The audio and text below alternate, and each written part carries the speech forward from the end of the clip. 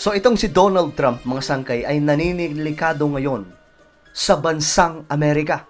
Yan po ang ating pag-uusapan, but bago po tayo magpatuloy mga sangkay, pag-subscribe po muna yung ating YouTube channel sa mga bago pa lamang po dito, no?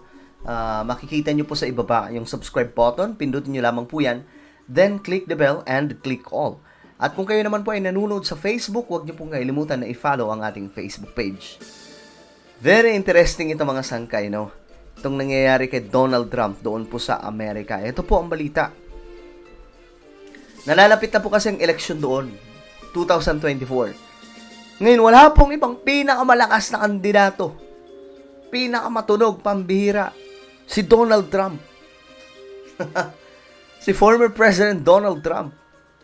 Ngayon mga sangkay, ito po inalis daw po yung kanyang pangalan sa isang state sa balota para po sa 2024 presidential elections.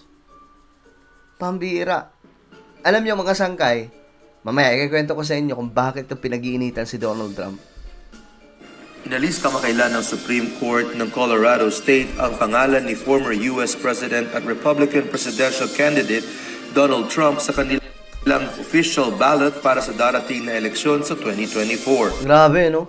Ganun katindi. Inalis mismo yung pangalan. Ay, 2000, ilang tulog na lang, guys, eh. 'Di ba, 2024, talagang matindi na po itong banggaan at magkakaalam po natin, Biden at Donald Trump na naman. Pero malabo na po si Biden, eh. Kasi si Biden, na-witness po mismo, kahit po yung mga taga-suporta niya, na-witness po yung kahinaan. Ang dami pong error. Kung titingnan po natin ngayon yung United States of America, hindi mo mai-imagine na bakit. Bakit naging ganito na po sila ngayon? Bakit ganito na po kagulo yung Amerika ngayon? Iba't ibang klaseng kaguluhan, no? Ang matindi doon, bagsak po yung kanilang ekonomiya. Okay. So, si Donald Trump pinipilit na tanggalin. Tingin ko, this is my own opinion and analysis. Donald Trump kasi, solid Christian po talaga siya. I don't know kung born again Christian siya. Pero, makikita po natin na very concerned po siya. Sobrang concerned si Donald Trump sa relasyon ng mga Amerikano sa Diyos. That is why, nung presidente po siya ng Amerika, nagkaroon po ng mga Bible study. Nagaganap po yung Bible study sa loob mismo ng White House. Kaya nga po mga sangkay, yung mga born-again Christians and the whole Christians community in United States of America, masyado pong mahal si Donald Trump. And we know mga sangkay, kapag ang leader ay mayroon pong paninikluhod sa ating Panginoong Diyos, nagkakaroon po ng awa ang ating Panginoon sa bansang yan. Ngayon mga sangkay, si Donald Trump very vocal. Ayoko na lang banggitin yung ibang mga sangkay na mga proposal niya, pero ang lulupit po talaga, ang titindi. Wala pong katakot-takot, pambira. Kaya naman nag-apila ang Colorado Republican Party araw ng Miyerkules, December 27 na i-hold ang desisyon ng Supreme Court hanggang January 4, 2024. Grabe, no? Ang araw bago ang state's primary ballot ay due sa printer.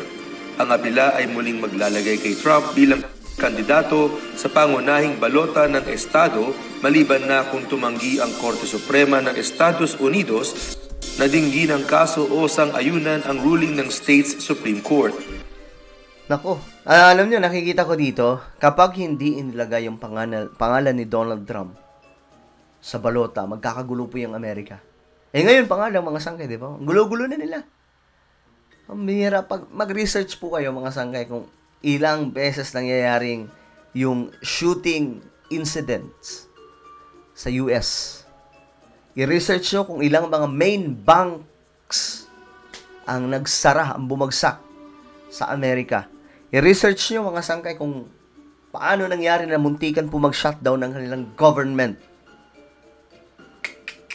Ito yung malaking problema ngayon ng Amerika na nangangailangan, hindi naman po ako boboto kay Donald Trump mga sangkay. Pero si Donald Trump kasi, makita mo po yung kanyang dedikasyon at ang kanyang passion mga sangkay na gusto niya pong makabalik muli yung mga Amerikano sa kung ano ang kanilang ginagawa dati, which is sila po ay talagang naglilingkod sa ating Panginoon. Ngayon kasi, masyado pong liberated ang Amerika. Pambihira. Subalit ayon kay Trump, plano rin nitong iapela ang desisyon ng pinakamataas na hukuman ng bansa. Ayon naman sa US Supreme Court, hindi kailanman nagpasya ito sa Section 3 ng 14th Amendment na idinagdag pagkatapos ng Civil War na pigilan ng mga dating Confederates na bumalik sa gobyerno. Nakapaloob sa 14th Amendment na ang sinumang nanumpa na susuportahan ang konstitusyon at pagkatapos ay nakisali sa insurrection o rebellion kontra rito ay hindi maaaring humawak dahil makatungkulan sa gobyerno. Okay. So, ang tinutukoy po dito nila mga sangkay, ang binabato kay Donald Trump, yung nangyaring if you remember, mga sangkay, nung nanalo si Biden, si Biden, marami po ang nag-aklas nun, mga Amerikano, napakarami po talaga. Kasi ayon po sa balita, dinaya po si Donald Trump at that time. Yung capital po nila, nilusob po yan. Talagang winarak nito mga Amerikano. At ang naging, ang tinuro, ang sinisi mga sangkay, wala pong iba kundi si Donald Trump. Kaya ito pong mga ganitong klaseng pag-aarang sa kanya, ito po yung binabato sa kanya. Act of Rebellion. Yun po yung pinupukol kay Donald Trump. Nagpasya ang Korte Suprema ng Colorado na alisin si Trump sa ballot matapos ng pakikilahok umano nito sa pag-atake sa US Capitol noong January 6, 2021. Ayun, yan nga po yun mga sangkay. Na naglalayon na harangin ang pagkapanalo ni US President Biden sa 2020 presidential election. Samantala, inalis na rin ng estado ng Maine si former President Trump mula sa balota nito kaugnay ng 14th Amendment's insurrectionist ban. Ang Maine ang ikalawang estado na nag-disqualify kay Trump sa pwesto matapos ipasa ng Colorado Supreme Court ang desisyon nito. Mabibindi naman ang desisyon na ito hanggang magkaroon ng ruling ang Superior Court ng Maine. Subalit, kinakailangang maisagawa na ang desisyon bago ipadala sa mga botante ang kanilang mga balota sa Enero. Sonicos, UNT. Grabe. Mabilis kasi sa Amerika mga sangkay, no? Every 4 years. Yun po yung haba ng termino ng mga presidente. Kaya nga lang ang kinagandahan sa US, kahit po 4 years lamang, mayroon pong pwede po siyang ma-re-elect bilang presidente. Dito sa ating bansa, bawal po yan. Ano lang, isang takbuhan ka lang, 6 years, after that, mamahinga ka na. Tumakbo ka na ng congressman. Diba, yun po ang ginagawa ng iba. Nagko-congressman, nagsisenador, pinapayagan naman po ng Supreme Court po yan. Pero, ano ang tingin nyo mga sangkay? Ano ang tingin nyong pakay dito ng mga kalaban ni Donald Trump? Bakit po siya mga sangkay ang target ngayon? Ano ang inyong opinion? Just comment down below. Now guys, I invite you, please subscribe my YouTube channel, Sangkay Revelation. Hanapin nyo lamang po ito sa YouTube. Then click the subscribe, click the bell, and click all. Ako na po ay magpapaalam hanggang sa muli. This is me, Sangkay Janjan. Palagi nyo pong tatandaan that Jesus loves you.